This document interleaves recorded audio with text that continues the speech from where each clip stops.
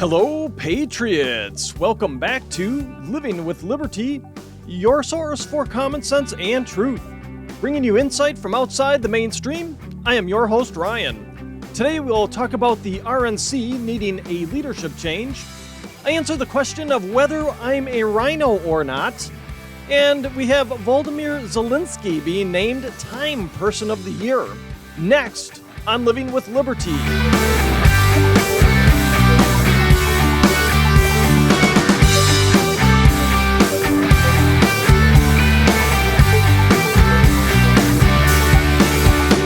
So what happens when there's a complete failure in meeting expectations? Well, any of us that have worked in the corporate world know that eventually it ends up with firings, especially if it's bad enough. Now, it might take a little bit of time to get fired. It might be an immediate, but eventually when you fail to meet expectations, you get fired. You get removed from your role. So as I'm looking at the landscape of things politically, especially within the Republican Party, and taking into account now what happened in Georgia after that fake pastor was elected as their senator, new leadership is definitely needed at the top of the GOP.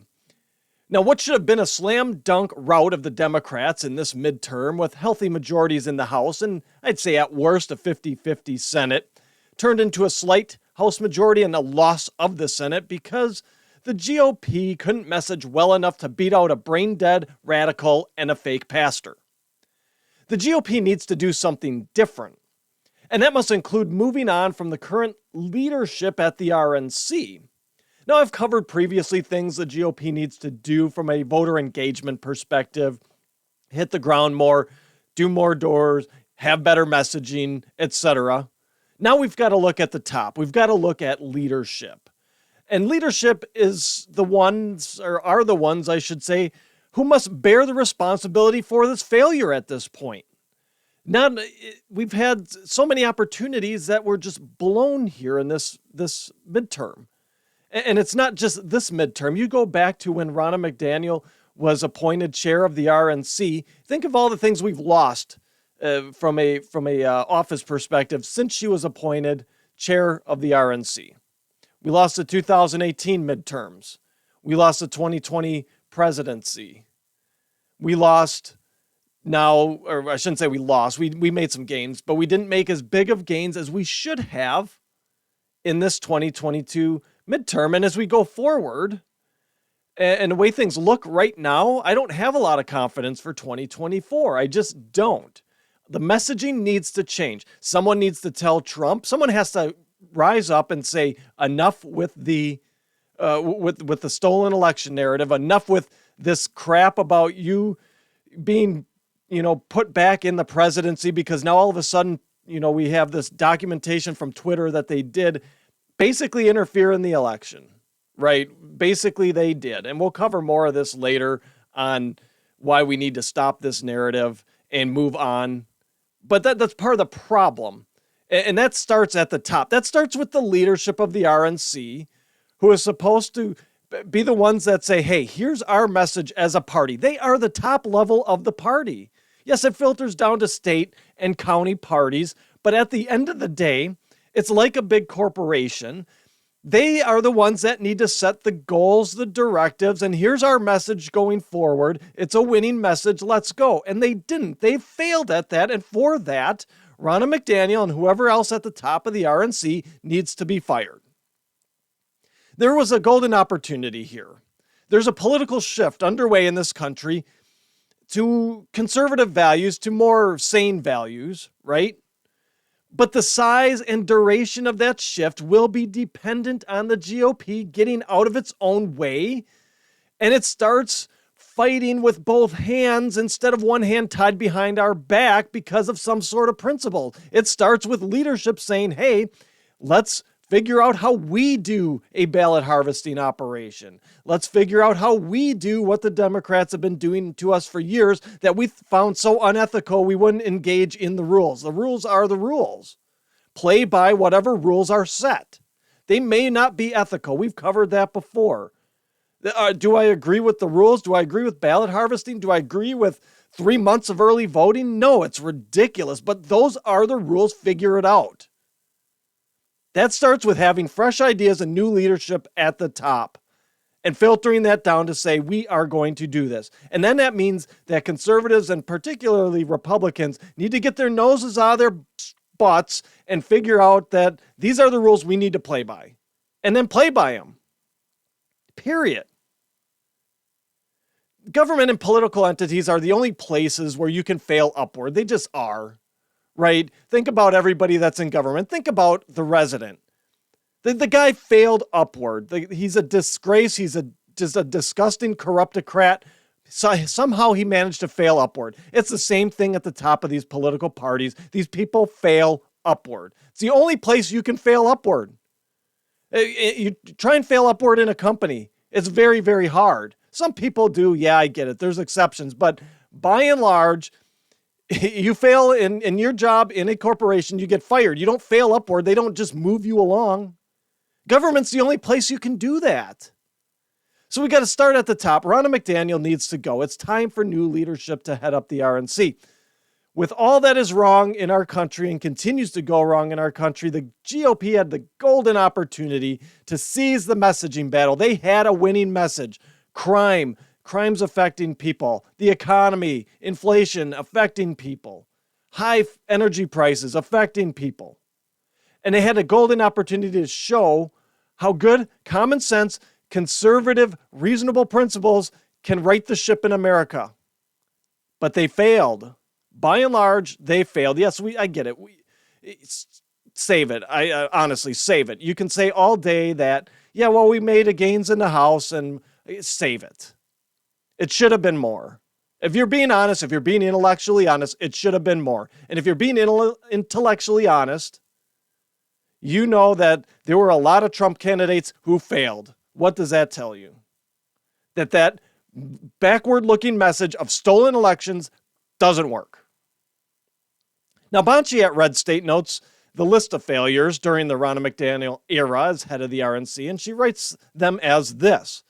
She says, Ronna McDaniel has been an unmitigated disaster as RNC chair, and it's astonishing she hasn't resigned in disgrace. You would have thought so, but these are political people. They have no principle once they get in a position of power.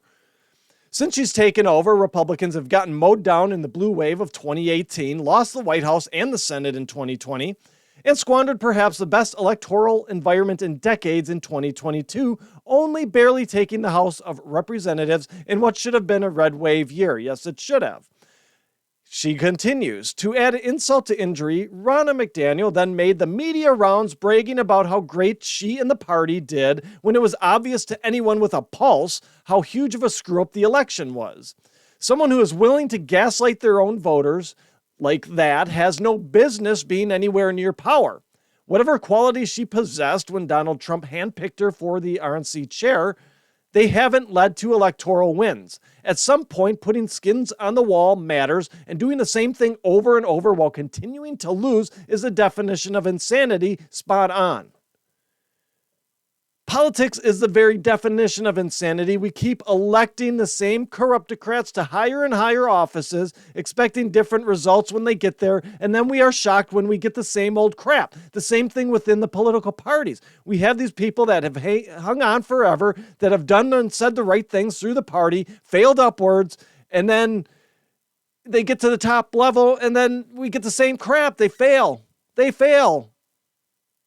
We had a midterm cycle in which we had a historically unpopular president. We had the polling that indicated at times upwards of 75% of Americans thought the country was on the wrong track. And the long-term trend of the party in the White House seeing losses across the board when it came to midterm elections. And the very best the GOP could do is a 6-seat majority in the House and to lose the Senate. To lose it from the 50-50 split it was to now Democrats with a slim majority? I just imagine here, this is what goes through my mind sometimes. I just imagine Ronna McDaniel, she's in front of Rick from Pawn Stars at the pawn shop here. She says, she's laying all this out. She says, yeah, I've got all this. We've got a historically unpopular president. We've got crime. We've got inflation. We've got just ridiculous woke ideology permeating our culture. She asks, what can I get for this? And it's the best. It's Rick from Pawn Stars is like this. He's like, yeah, the best I can do is have you lose the Senate and a slim majority in the House. And then she just nods and takes it. She doesn't even fight back. She says, oh, okay, that's fine. And then, since that's what I took, I'm going to go on all the media outlets and say how great it was. She's ridiculous. She needs to go. That is a definition of failure. The fact that the GOP couldn't close a deal against a brain-damaged candidate and a racist, grifting pastor is telling about the leadership of the RNC, or I should say the lack thereof. At the end of the day, performance in your job matters, and McDaniel has not gotten things done. We just listed out her lack of accomplishments at the top of the GOP. At the end of the day, that's got to matter. What have you done for me lately? Politics should be no different than business. If you're not winning elections, if you're not putting out the right message that's winning elections for your side, you got to go. And Ronna McDaniel has not gotten things done. She needs to go. Now, I'm glad to see Harmeet Dillon has thrown her hat into the ring for RNC chair. I think she's fantastic. She's a solid constitutional conservative, and she's the one we need running the RNC, quite honestly. Someone like her, she needs to be running the RNC. She'll bring fresh outsider ideas to the party, and by all accounts, she appears to have a vision and direction for the party. I'm super impressed anytime she's on Tucker or some other media outlet. I mean, she's sharp, she's bright, she's got great ideas. And the biggest thing, I think, the biggest thing of all here is she would make liberal heads explode as a conservative immigrant woman of color, plus whatever other boxes of theirs she might check. So she'd be not that it matters what she looks like. Obviously not. We don't care about that here. I mean, her ideas, her ideology, top notch. She's the one that should be running the RNC. I'm just saying that more because I think it'll be funny to watch the liberals melt down because you have a conservative woman, immigrant of color, or whatever they want to call her, and whatever other check boxes of the wokeitarians she checks. I think that'd be fabulous to watch that meltdown occur. So, I mean, you grab your popcorn, I guess. Now, if the GOP is really serious about winning elections, sometimes I doubt that. Right, I doubt that they're actually serious people. Some of them are. There's a lot of good conservatives out there and I'll say this, I'll say conservatives that are Republicans. They're not Republicans. They're conservatives who are in the Republican Party because of what it offers from a structural standpoint in terms of running elections and getting money. That's why, let's be honest, that's why they're Republicans. Now, if the GOP is really serious about winning elections and standing for the cause of conservatism, it's time to move on from the likes of Ronna McDaniel and anyone else at the top of the RNC with swamp ties and move on to someone like Harmeet Dillon, who truly has a handle on what the feeling among the voters truly is. If you're listening to the audio-only show and your platform allows for reviews, please give us a 5-star rating. It helps others find the show. Whether you are listening to the audio version or viewing on Rumble or YouTube, hit the Rumble or thumbs up button.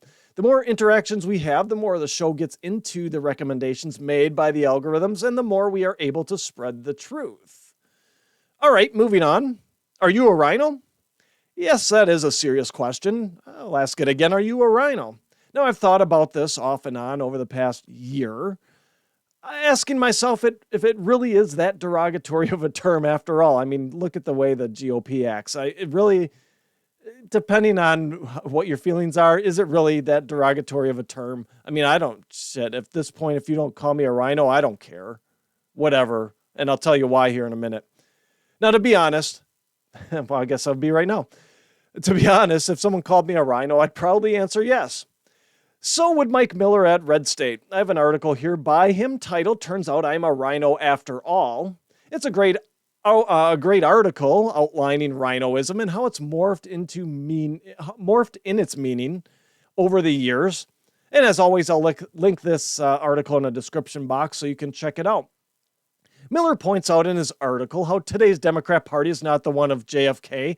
Yeah, that's kind of a Captain Obvious statement there, especially those of you that are older and kind of remember those days. And conversely, though he mentions this, conversely, today's GOP is not the one of Reagan. Again, absolutely it's not. It's moved way to the left of what Reagan had it, and it wasn't as far, as and even in that day, I guess the best way to put it here, even in that day, it wasn't as far right as Reagan had wanted it. He moderated a bit, but that's what you do. You stand on what principles are non-negotiables, you stand on those and you moderate on the rest. And I think Reagan was very good at that.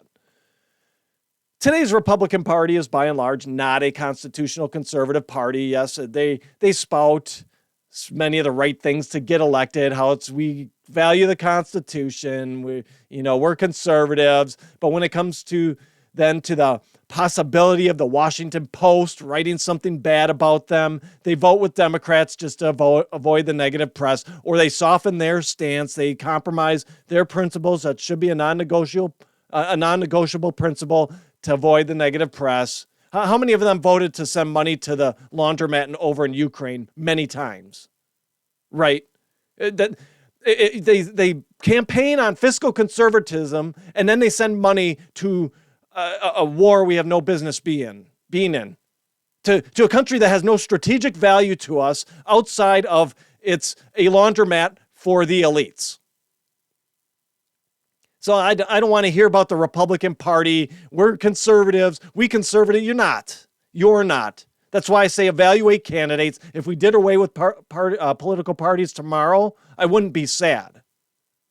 Do away with them. Make these jokers stand on their principles.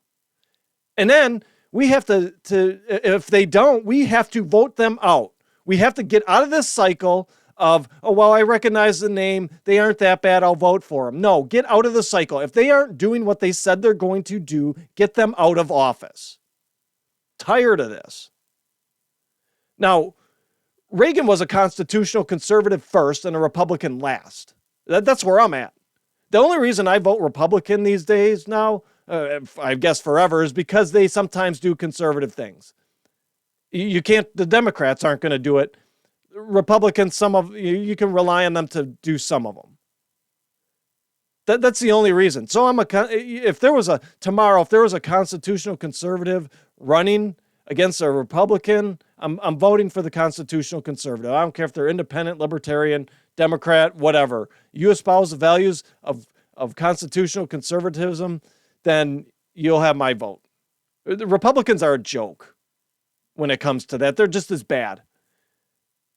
And let's look at Trump for a second here, too. And this will probably make some people mad, but I don't care at this point. The guy's obviously gone off the rails. And let's be real. He better turn it around. He better get on message, or he's not going to be anywhere near the top 3 in 2024, the Republican primary. Let's just be honest right now. He needs to change it quick. But thinking about this constitutional conservatism, you can't even say that about Trump. Let's be real. You cannot say that about Trump. Yes, he did some things to protect the Constitution, border wall, protecting our borders. Yes, I get that. So in that respect, sure, it says in the Constitution, the federal government's, one of their jobs is to prevent invasion, to protect us from invasion from foreign invaders. And the Biden administration and it doesn't say they have to be armed foreign invaders. That's the whole thing. It doesn't specify that it's a warring army coming across our borders. Invasion's invasion. Whether it's an army or it's illegal immigrants. It's an invasion. So from that respect, yes, Trump did that, but Trump was a big spender. He did not shrink the government. Okay, he did not. A constitutional conservative wants to shrink the government, wants to put the government back in its original box that the founders intended when they wrote the Constitution. Trump did not do that. He was a big spender. Trump loves spending other people's money, just like every other politician. How do you think Trump built his empire? He spent other people's money. Why do you think he went bankrupt a couple of times? Because he ran out of other people's money. That's how he built his wealth and empire. I'm not knocking it, but you think about it, that's how he did. He loved spending other people's money. So he didn't do anything to shrink the size of government. Now, Some of you out there will be like, well, yeah, if you look at the end of his presidency, it was COVID. I get that. Let's throw COVID out for a minute. Okay, we'll throw COVID out to make those happy. Still have a golden calf, a Trump on their mantle, their fireplace mantle. We'll throw COVID out. We'll throw the COVID response out. So yeah, that added to the deficit. Everybody's going to acknowledge that. But even before that, he was adding to the deficit. He wasn't reducing the footprint of government. He could have said, I'm not signing anything unless we abolish the Department of Education, unless we abolish the corrupt FBI. Let's disband the corrupt FBI. There's no provisions in the Constitution for a Department of Education or the FBI. There's none. Yeah, you can say, okay, yeah, they make a law, big deal. Fine, but these are entities that are not spelled out in the Constitution. The Constitution spells out 4 bureaucracies that we should have.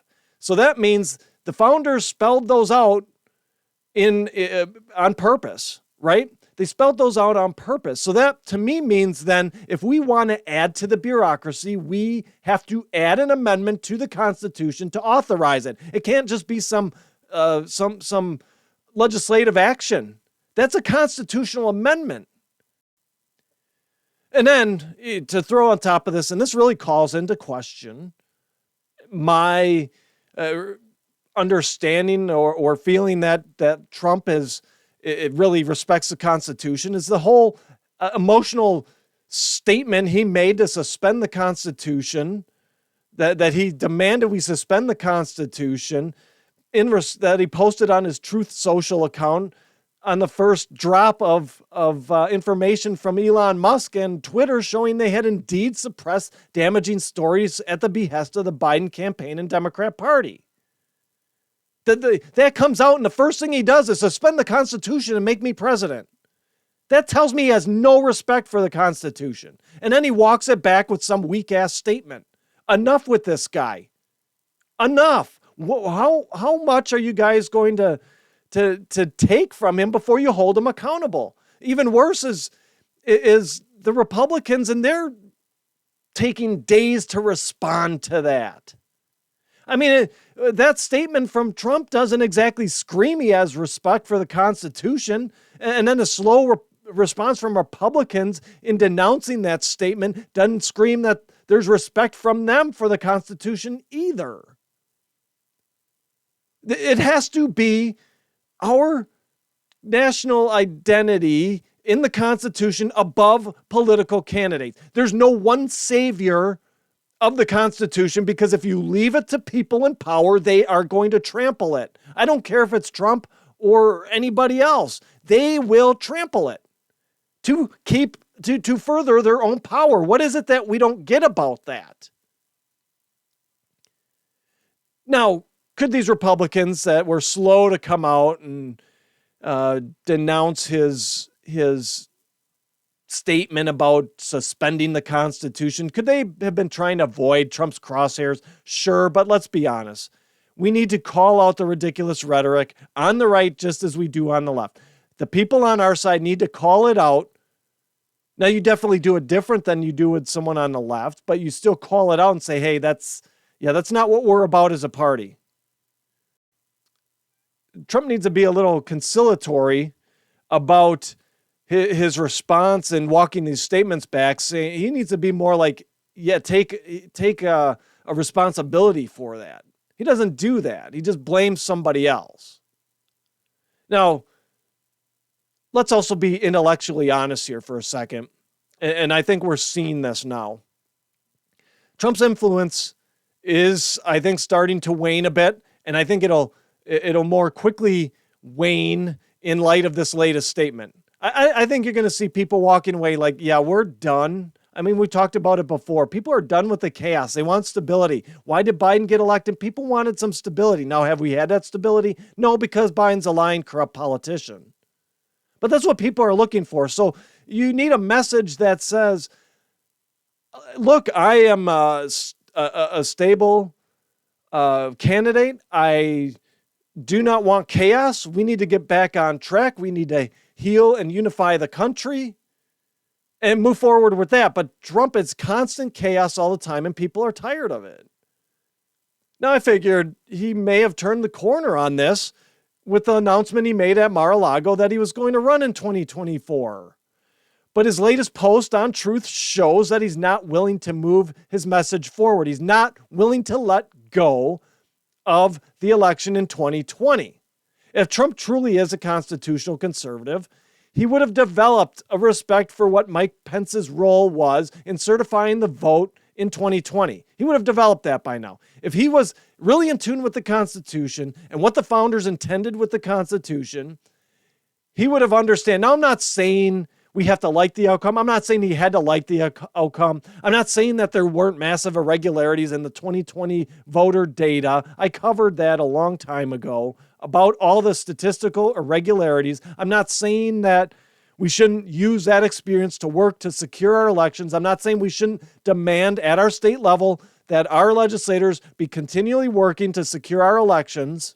That's not what I'm saying at all. I'm saying that you have to have an appreciation for the Constitution and what the founders intended when they wrote the Constitution.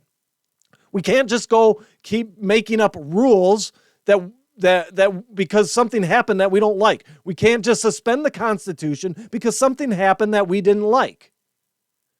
What I am saying is it's time to move on from this stolen election narrative. I said it way back in 2020 that we need to move on from it after, I think it was a show after January 6th, that we need to move on from it and start worrying about 2022 and start strategizing about 2022. And guess what? Here came 2022 and we didn't do it. We didn't let go of the stolen election narrative enough to where we should have more solid majority in the House and probably have won the Senate. We lost the message because Republicans and Trump with the loudest voice just kept hammering on that stolen election or some iteration of that message. And now again, yes, secure the elections. Yes, our elections need to be run better. They are just abhorrent in how they're run at a state level. It's a state-by-state issue. You got to get active in your state and demand that your elections be secured and that your state legislators take steps. Get rid of this early voting, in some cases 50, 60 days ahead of the election. That is ridiculous. How long do you need to administer an election? You should be able to get your ballot in before Election Day. You know what day Election Day is. Get your ballot in before then if you're going to do mail-in voting. Fine. This crap of, we got to wait for, up to 4 or 5 days, whatever it is, for all ballots to come in through the mail. No, get it in on Election Day. If you can't follow, and this is why we have problems as a society, people can't follow simple instructions anymore. What's a deadline? Why have a deadline anymore? Oh, well, if you get your ballot in by December 31st, we'll still count it. That's stupid. Tighten up the elections. So that's not what I'm saying. We should be working towards that. What I am saying is you have to drop this narrative. We have to walk and chew gum at the same time. We got so stuck on 2020 in some cases that we didn't even strategize properly for 2022, and it cost us. Trump's not going to be reinstated as president. It's not going to happen. Drop it. For Trump on down to golden calf Trumpers out there, drop it. He's not going to be reinstated as president. If it didn't happen in the few weeks after January 6th, where everything was obvious, and people were bringing lawsuits to court, the courts wouldn't even hear them. So that tells me there was something within that lawsuit that the judges said, yeah, there's nothing here. Now, were there fraud prosecutions? Yes. Were there enough to change an election? No. It's ridiculous and it needs to stop. Trump's not going to be reinstated as president. We're not going to be negating a certified election. We're not going to be redoing an election. The founding fathers knew election fraud was going to be an issue. We've had election fraud since the dawn of elections. Now, Joe Cunningham notes this part about the founding fathers and their view on elections. In his piece, the GOP simply ignoring Trump doesn't work when it comes to his insane suspend the Constitution comments. So at least we've got people on the right calling this out. Good. Be nice if the Republicans, the politicians, the swampers would, but a little faster. But hey, whatever. Some of them have finally done it. But anyway, Cunningham writes this, says, the very fact that the founders did not, I'll say it again, did not make provisions for redoing elections tainted by fraud is a strong indicator that they valued the finality of the process over lengthy wrangling over results. The founders knew there was going to be fraud. They knew elections were going to have some level of fraud in them. It's inevitable. But it was more important to move on and focus on fighting the future battles than rehashing the past. It's more advantageous to say, okay, what happened there? Evaluate, okay, if there's fraud uncovered, prosecute it, bring it to court, make sure you have your evidence tight. But let's move on and strategize on what we got to do to prevent it the next time. And I've given you tons of things to do that can be done to ensure that elections are free and fair, that don't include having to rely on legislative bodies passing new laws to tighten up elections. There's things that can be done in the interim. Work the polls, be a poll watcher, get involved in the election process somehow. I don't know what else to tell you. And I'm done with it. I've started shutting people down that want to complain about this. I ask them, look, what are you doing? If you tell me you're not willing to work a poll or be a poll watcher, then I can't help you. Then you have no right to complain because those are tangible things you can do to ensure elections are free and fair and there's no shenanigans. Now imagine the ease back in the days of the founders with which electoral fraud could be perpetrated. There were no cameras. There's no cell phones pinging off of cell towers to track the location of ballot mules. They certainly didn't want, the founders didn't want voter fraud to occur, but at the same time, they were realists and knew it was going to happen and knew that the elections had to be final and that we had to move on. They felt it more important to finalize the process and move on to the next battles. So they didn't put a provision in the Constitution for electoral redos. Now, we do have a process to challenge electoral results, the Electoral College results. That process was being followed on January 6th to challenge the results of the election before the mostly touristy protesters were led into the Capitol by Capitol Police. Let's be honest, the challenges had no chance in hell of meeting the threshold needed to invalidate the electoral votes from the states being challenged, in part because of the GOP's ineptness at winning elections under Ronna McDaniel, and then, having lost the Senate at that time, the House, only having control of the Senate at the time, they had no path to getting the simple majority needed to affirm the objections and nullify the electoral votes in question. That's just how it is. Winning elections matter. All it would have taken with these challenges is a simple majority of the House and the Senate, once the objections were made and debated, to uphold the withholding of electoral votes from a state. That's all it would have taken. But because the GOP is so inept at winning elections under Ronna McDaniel, they had lost the House at that time. They had the Senate. They had lost the House. So even these objections, the challenges to electoral votes, had no chance in hell of meeting the threshold, the votes, getting the votes needed to overturn those electoral votes from whatever state was brought forth. So the process was followed. We have a process. It was being followed. And then all hell broke loose. And even then, if you're being intellectually honest, it had no chance of making it anyway. They weren't going to be overturned. Joe Biden was going to be certified as a president-elect of the United States at that time. The honest truth, constitutionally, And by the process of the law, in allowing the objections, the honest truth, Pence had no choice but to affirm the results.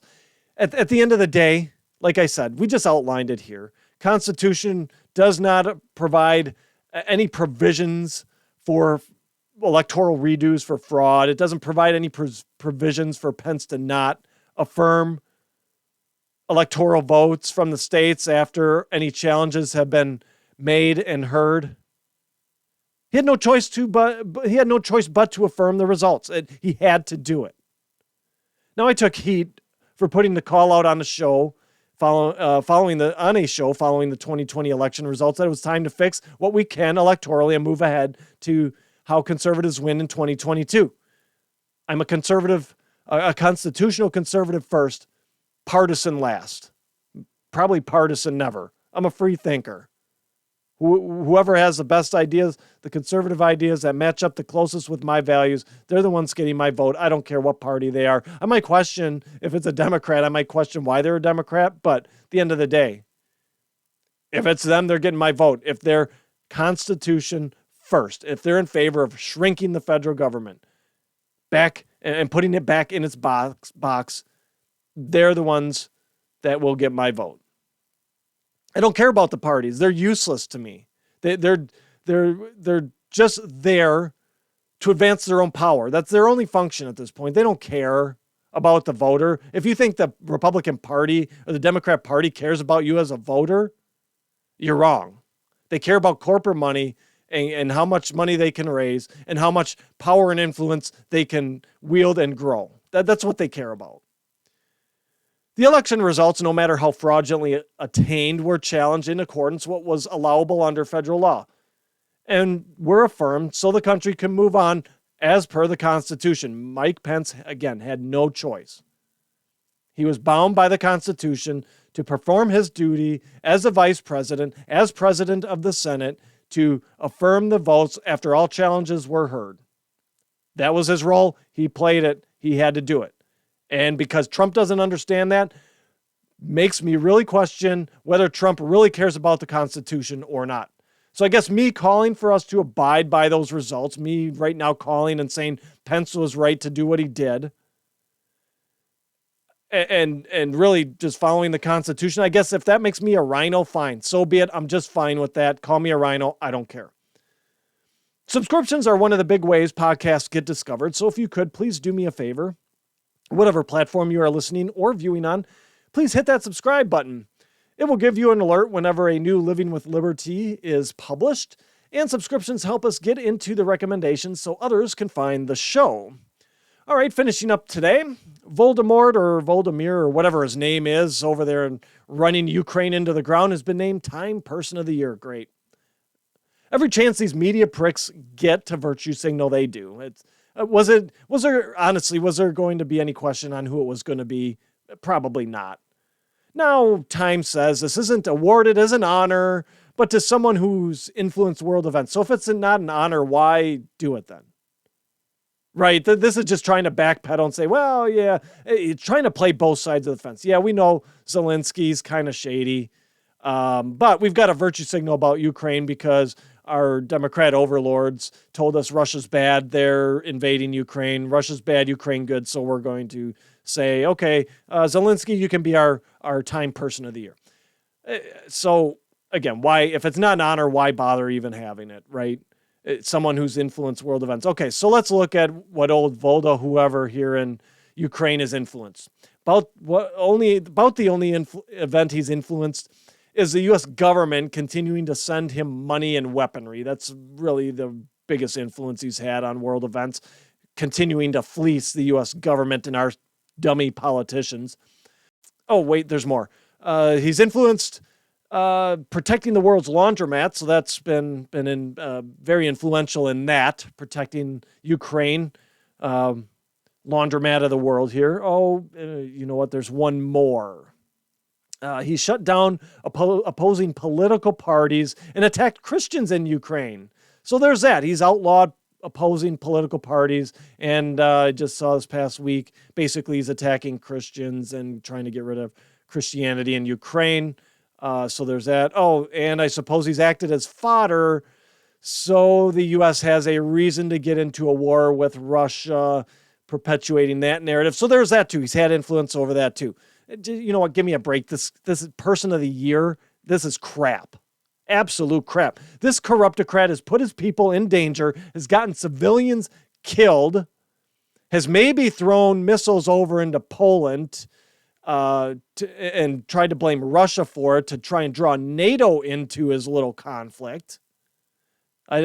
Someone, if you know out there, if that's been confirmed or denied, let me know. The last I know of it is it looked like, was still under investigation. Now I realize this is a long time ago. I haven't kept up on it, as much as maybe I should have. But the last I know is it kind of looked like they were Ukrainian missiles that got lobbed over into Poland, trying to draw NATO into the conflict, and by proxy the United States.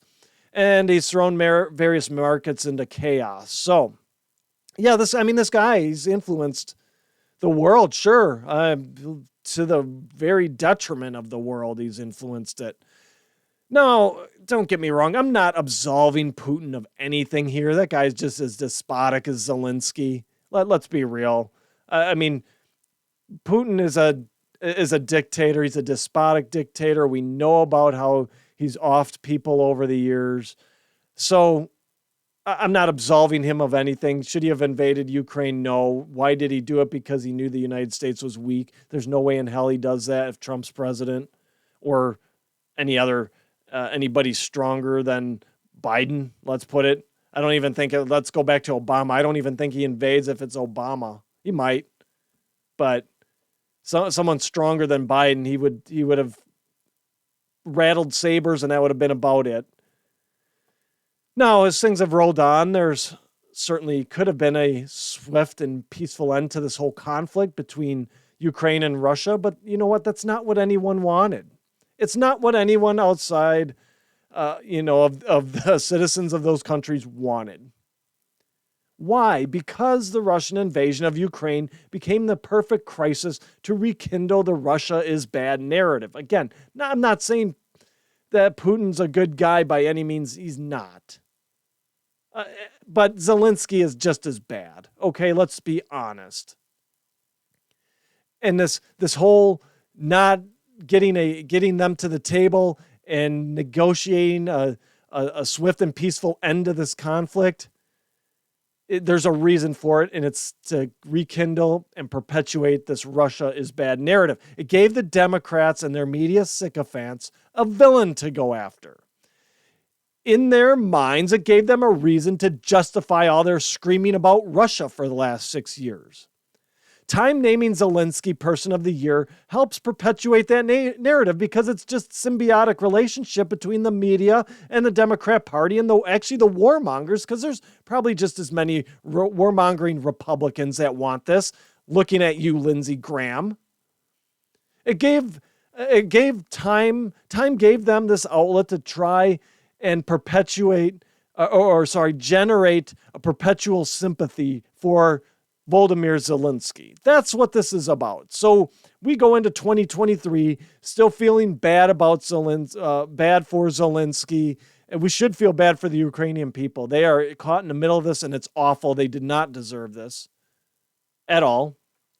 But it's just trying to keep this sympathy alive for Ukraine and keep the story going and keep us distracted.